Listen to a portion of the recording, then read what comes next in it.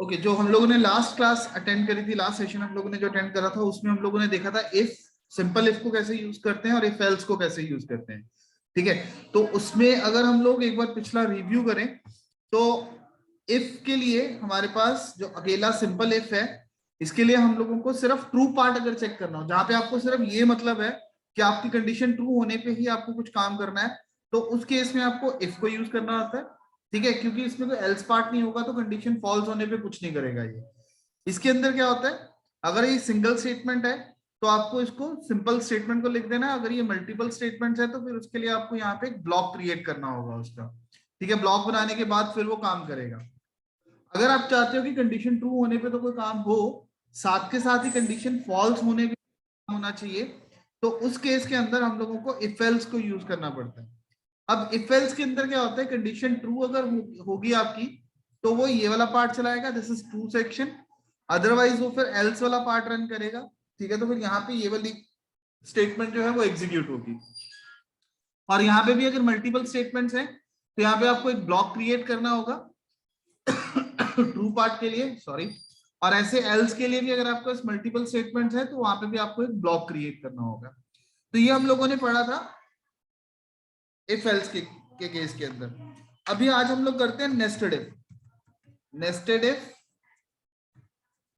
या फिर जिसको हम लोग बोलते हैं इफ विद इन इफ।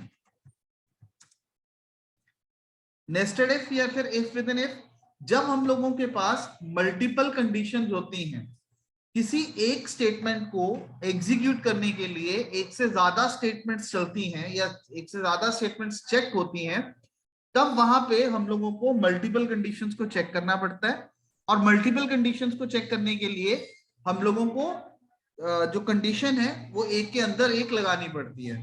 अब मैं अगर एक कंडीशन की बात करूं, मैं अगर बात करूं कि कोई बंदा इंडिया में वोट कर सकता है या नहीं कर सकता है, इंडिया में वोट करने की एलिजिबिलिटी को चेक करना है, तो एलिजिबिलिटी क्या है अगर आपको इंडिया में वोट करनी है। पहली एलिजिबिलिटी तो ये है कि आपकी एज जो है वो 18 से अबव होनी चाहिए।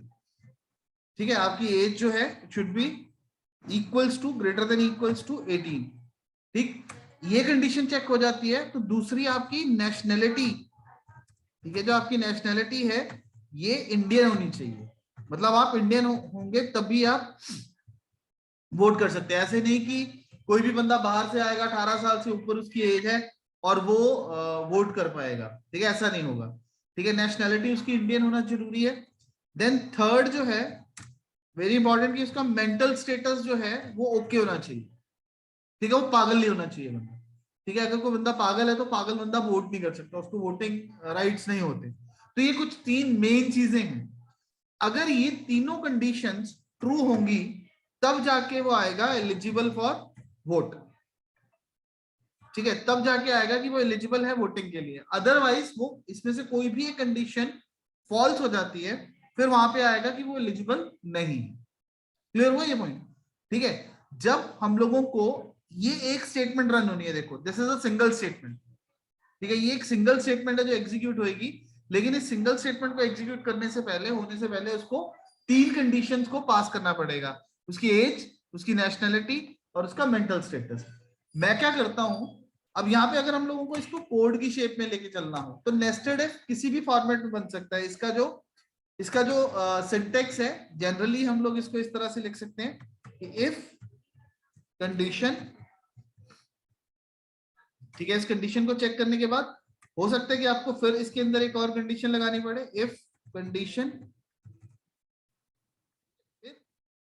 और यहां पे फिर आ जाएंगे उसकी स्टेटमेंट्स, एल्स, इसकी स्टेटमेंट्स।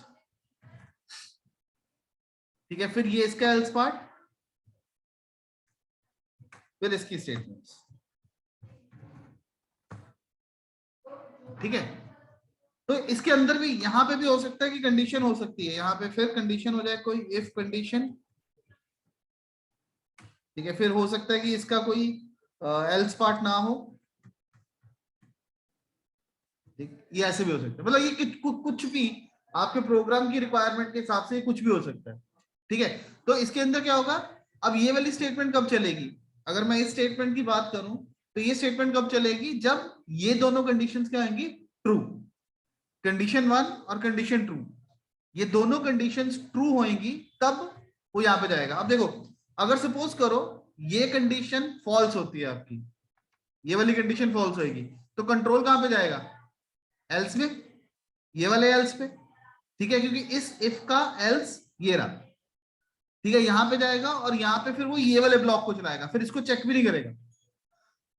अगर ये कंडीशन ट्रू हो गई, ट्रू होने के बाद वो कहां पे जाएगा, ट्रू वाले पार्ट में, ट्रू वाले पार्ट में अंदर जाते ही फिर कंडीशन है, अब यहाँ पे ये कंडीशन भी ट्रू हो गई, फिर ये स्टेटमेंट चलेगी। अगर ये कंडीशन फॉल्स होगी फिर कहां पे जाएगा वो, एल्स में, इसके वाले एल्स में जाएगा, ठीक है, फिर वो इस स्टेटमेंट को एग्जीक्यूट करेगा।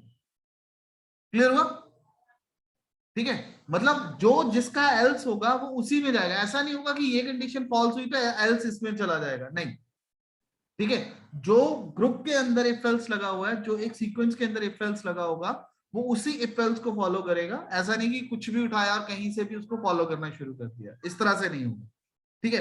अब हम लोग इसको एक एग्जाम्पल के थ्रू देखते हैं, जैसे जो भी एग्जाम्पल मैंने आपको बताई है कि अगर आपके पास मल्टीपल कंडीशंस होती हैं तो हम लोग उसको कैसे प्रोसेस करेंगे।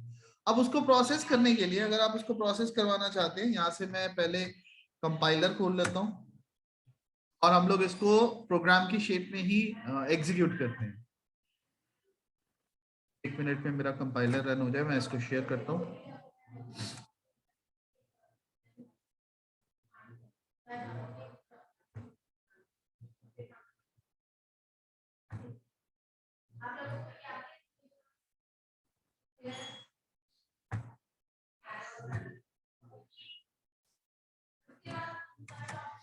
ओके, तो अब हमारे पास एक नया प्रोग्राम हम लोग क्रिएट करते हैं, वही नेशनैलिटी वाला, eligibility to check vote, but यहाँ पे मैं कुछ पैरामीटर्स लेके चलता हूं। मैं यहाँ पे पहले include stdio.h #include conio.h, यहाँ पे मैं मेन प्रोग्राम शुरू करता हूँ, void main।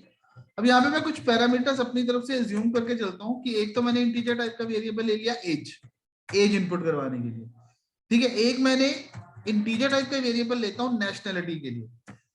इसमें मैं मान के चलूंगा अगर कोई 1 प्रेस करेगा तो इसका मतलब वो इंडियन है, अगर कोई 0 प्रेस करेगा तो इसका मतलब वो एनआरआई है, ठीक है। और इसी तरह से मैं एक इंटीजर टाइप का वेरिएबल लेता हूँ मेंटल स्टेटस के लिए, इसमें भी अगर कोई 1 प्रेस करता है तो वो मेंटली ओके है, मेंटली फिट है, अदरवाइज अगर वो 1 के अलावा कुछ और प्रेस करता है तो दैट मीन्स कि इसका मेंटल स्टेटस ओके नहीं है, ठीक है, क्लियर। ये आप कुछ भी मान सकते हो इसको, आप इसको करेक्टर टाइप लेना चाहते हो, ठीक है, हम यहाँ पे ये भी कर सकते हैं, करेक्टर टाइप ले ले, नेशनैलिटी आई फॉर इंडियन, इसके अलावा कुछ और, ठीक है, यस या no, are you Indian, yes, are you mentally okay, yes, Y और एन के साथ भी हम लोग करना चाहें तो उसके साथ भी कर सकते हैं, ठीक है, तो मैं दोनों तरीके से आपको बता सकता हूँ इसमें। अब यहाँ पे हम लोग क्या करते हैं, सबसे पहले printf/n एंटर योर एज, हम लोग एज एंटर करवाते हैं, ठीक है। अब एज हमने किस में लेनी है, एज के लिए वेरिएबल क्या लिया हुआ हमने को ने, एज, तो यहाँ पे हम स्कैनएफ कर लेते हैं, स्कैनएफ %d, किसमें चला जाए वो एज। देखो मैंने यहाँ पे वेरिएबल के जो नेम लिए हुए हैं वो मैंने रेलेवेंट नेम लिए हुए हैं, ठीक है, ताकि मेरे को पता रहेगी ओके एज नाम के वेरिएबल में क्या स्टोर हो रहा है, एमएस के अंदर क्या स्टोर हो रहा है, नेशनैलिटी के अंदर, एनएडी के अंदर क्या स्टोर हो रहा है। अब हम लोग कहते हैं कि सारी वैल्यूज इनपुट करने से पहले हम लोग ये चेक कर ले कि उसकी एज, एलिजिबिलिटी एज की पूरी हो रही है या नहीं हो रही, तो उसके लिए क्या है, if age is greater than equals to 18, ठीक है, बाकी तो सारे मुद्दे बाद में चेक होंगे, पहले अगर उसकी एज 18 या 18 से अबव है, ठीक है, 18 या 18 से अबव है तभी वो आगे चले। 1 मिनट में इसको सेव कर लेता हूँ।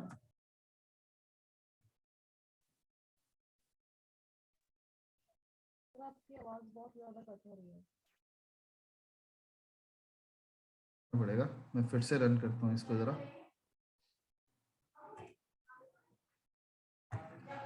जैसे आपने 3 बार लिखा है, ऐसे हम एक बार तो एक हाँ एक लाइन में।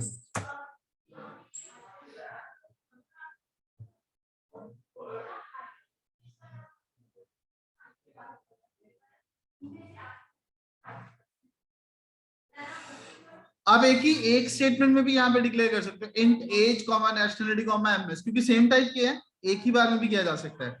हम कहते हैं कि अगर एज 18 या 18 से अबव है तो फिर वो दूसरी वैल्यू ले ले, printf slash n press 1 for Indian, otherwise press, ठीक है, press 1 for Indian otherwise press 0। अगर इंडियन है तो 1 प्रेस करना है, अदरवाइज 0। अब ये हम लोग क्या ले रहे हैं, उसकी नेशनलिटी। तो नेशनलिटी के लिए हमारे पास कौन सा वेरिएबल है, एनएटी, तो हमने नेशनलिटी में इनपुट करवा लिया। अब यहां पे फिर हम लोग चेक लगाएंगे कि if nationality is equals to 1, ठीक है, अगर आपकी नेशनलिटी 1 है, क्योंकि 1 इंडियन के लिए 1 रखा हुआ है, अगर नेशनलिटी 1 है तो इसका मतलब वो फिर हमें ये चेक करना है उसका मेंटल स्टेटस ओके है या नहीं है। अब दो कंडीशन हमने चेक कर ली, पहली हमने कंडीशन क्या चेक करी, एज का ली, ठीक है, अगर एज उसकी 18 से 18 से अबव होती है तो फिर हमने नेशनलिटी ली। इसी तरीके से अगर उसकी नेशनलिटी इंडियन होती है तो यहाँ पे हम क्या करते हैं, printf slash n press 1 if mental status is okay. Share हो रही स्कैनर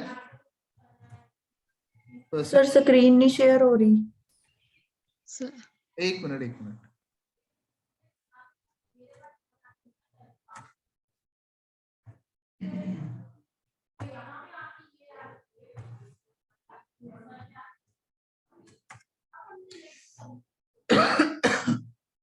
अभी आ गई। Yes sir. यहाँ पे हम लोग मेंटल स्टेटस के लिए कर देते हैं एमएस, ठीक है।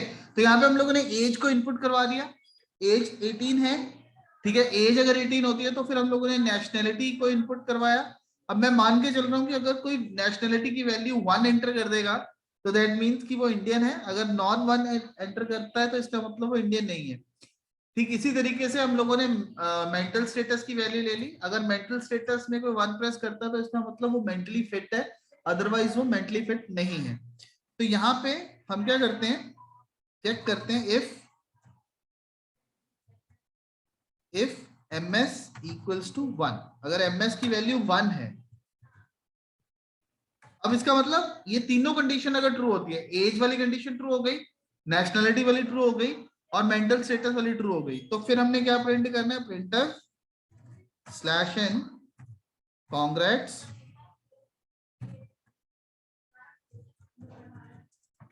You are eligible to vote. ठीक है, इसके बाद हम चाहते हैं कि ये रुक जाए यहाँ पे गेट CH। लेकिन अब देखो इसको बाद में नोट करना, पहले समझ लो इसको। अब अगर ये कंडीशन फॉल्स हो गई, सपोज ये वाली कंडीशन फॉल्स हुई, ये वाली, तो इसका एल्स आएगा, और अगर ये फॉल्स होगी तो इसका मतलब वो बंदा एलिजिबल होगा या नहीं होगा, वोटिंग के लिए एलिजिबल होगा, नहीं होगा, क्योंकि तीनों कंडीशन ट्रू होनी जरूरी है। तो यहाँ पे printf slash n not eligible,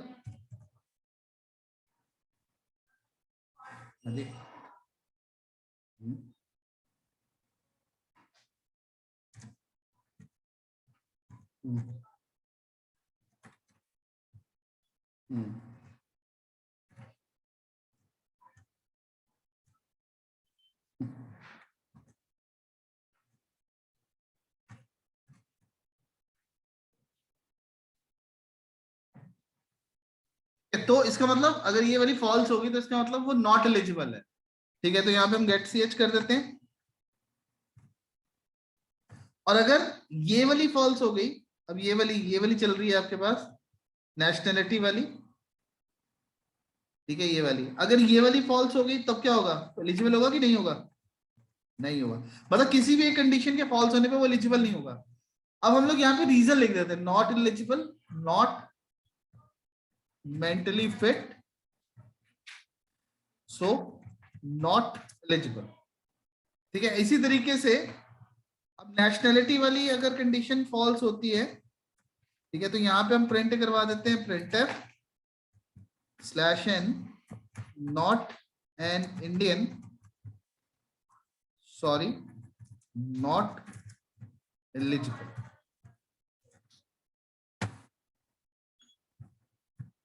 ठीक है, और अगर ये वाली, अब सबसे ऊपर वाली जो है एज वाली, सबसे पहली कंडीशन हमारी थी एज वाली, अगर ये भी फॉल्स हो जाती है तब भी वो एलिजिबल नहीं होगा।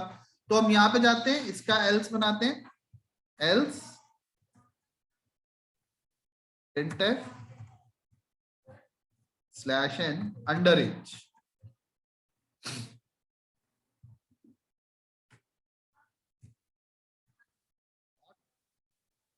एलिजिबल, यहाँ पे करते हैं गेट ch। अब यहाँ पे हम लोग इसके डिफरेंट एस्पेक्ट्स के साथ इसको चेक करते हैं। मैं इसको सेव करता हूं, एक बार इसको कंपाइल कर लेते हैं, कोई कंपाइलेशन एरर नहीं निकला। हम लोग इसको पहले एक बार टेस्ट करते हैं रन करके। एंटर योर एज, मैं यहाँ पे एज एंटर कर देता 20, प्रेस 1 फॉर इंडियन, 1 प्रेस कर दिया, press 1 for mental status 1, congrats you are eligible to vote. ठीक है, अब मैं इसको एक बार फिर से रन करता हूं और अभी कुछ डेटा चेंज करते हैं। सपोज यहाँ पे मैंने एज दे दी 12 देखो आ गया ना रीजन, अंडर एज। ठीक है, नॉट एलिजिबल, अंडर एज, क्योंकि 18 हमने कंडीशन क्या लगाई हुई है, ग्रेटर देन इक्वल्स टू 18। ठीक, अब सपोज हम कहते हैं कि अगर एज किसी की हमने दे दी 19, press 0, press 1 for Indian, otherwise 0। यहाँ पे मैंने प्रेस कर दिया 0, not an Indian, sorry not eligible. देखो आगे चलेगा ही नहीं, वो बाकी की चीजें पूछेगा ही नहीं। ठीक है ना, हम नहीं चाहते कि फालतू में कोड आपका रन हो। ठीक है, प्रोग्राम का एग्जीक्यूशन टाइम उतना ही रहे, ठीक, जितनी जरूरत है उसकी। नहीं तो हम क्या कर सकते थे, पहले सारी वैल्यूज इनपुट करते, फिर अकेले अकेले पे कंडीशन लगाते। ठीक है, तो प्रोग्राम बनाने की स्ट्रक्चर उसका कुछ भी हो सकता है।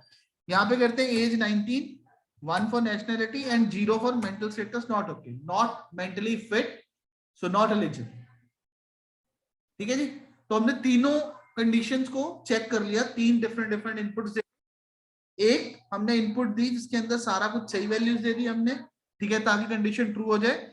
सेकंड पार्ट में हम लोगों ने एज की वैल्यू ठीक दे दी, नेशनलिटी की गलत दे दी। थर्ड के अंदर एज और नेशनलिटी हमने ठीक दे दी और मेंटल स्टेटस को हमने गलत दे दिया। तो तीनों केसेस के अंदर उसने चेक करा और जो कंडीशन सेटिस्फाई हो रही है उन कंडीशंस के हिसाब से उसने रिजल्ट आपको फाइनली दिखा दिया। ठीक है जी, ओके, मैं एक बार इसको फिर से सारा रिवाइज कर देता हूं। हम लोग यहाँ पे क्या करते हैं, ऊपर एक क्लियर स्क्रीन वाला फंक्शन भी यूज कर लेते हैं, CLR SCR, ताकि स्क्रीन को क्लियर कर दे वो।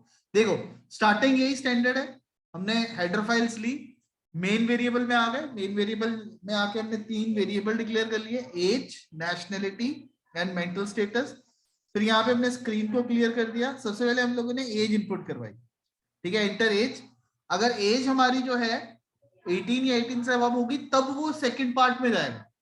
ठीक है, यहाँ पे नेशनलिटी को इनपुट करवाया, अगर हमने यहाँ पे क्या करा हुआ 1 फॉर इंडियन अदरवाइज 0, तो यहाँ पे नेशनलिटी की वैल्यू चेक कर ली हमने कि क्या नेशनलिटी 1 है या नहीं है। अगर नेशनलिटी 1 है, ठीक है, तो फिर मेंटल स्टेटस इनपुट करवाया। मेंटल स्टेटस अगर 1 होता है तब जाके वो प्रिंट करेगा कांग्रेट्स एलिजिबल फॉर वोट। अगर ये मेंटल स्टेटस फॉल्स होता है, यहां से ये फॉल्स हो जाता है, तो फिर यहाँ पे वो क्या प्रिंट कर देगा, not mentally fit, so not eligible. ठीक है, फिर इसके एल्स पार्ट में जाएगा, not an Indian, sorry not eligible. ठीक है, और ये फाइनल जो हमारा लग गया ये एज के लिए लग गया। ठीक है, जो पहला हमारा इफ लगा था उस इफ का ये एल्स पार्ट जो है वो यहाँ पे आ गया। तो मैं इसको यहाँ पे सेव करता हूं।